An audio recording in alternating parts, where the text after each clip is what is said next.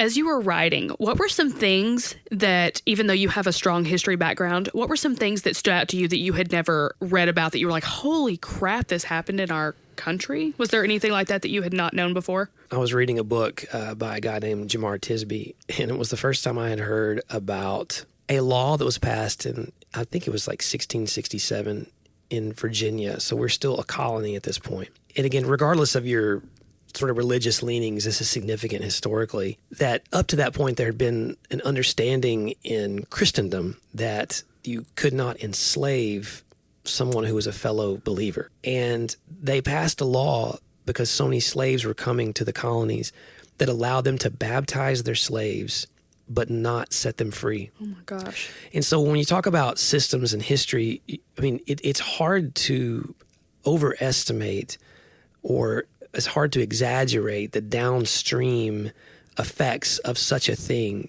when you codify. I mean, you make law out of something that I think we make assumptions as modern Americans when we look back. I've noticed this in talking to a lot of people. The assumption is with slavery in particular that it was always here. Mm-hmm. Like, okay, it was just a way of thinking, and that everybody in the early days of the founders, that it was sort of an accepted thing. And that's just not true. When I've read these, historical narratives and accounts, there were so many people speaking about this issue back then. They may not have all been abolitionists, but there were many who were against slavery as a moral thing, and they saw, not just morally, that it was going to be a ticking time bomb for our nation because it divided us in such a way between North and South. People don't realize that the United States almost broke out into civil war from the get-go of our inception. Multiple times, the divisions. I mean, we're both big Alexander Hamilton fans, mm-hmm. and Hamilton, people.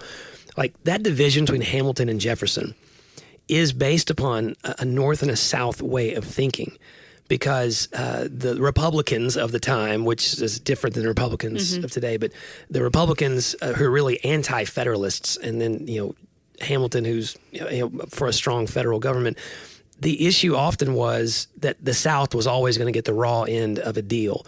And then even the Civil War itself eventually broke out not over Abraham Lincoln, his promise to end slavery, because he never promised to do that.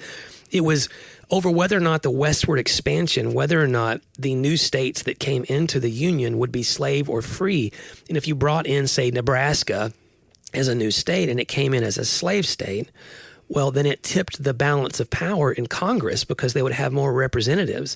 And so it was all a political game, and it was a firestorm from the get-go.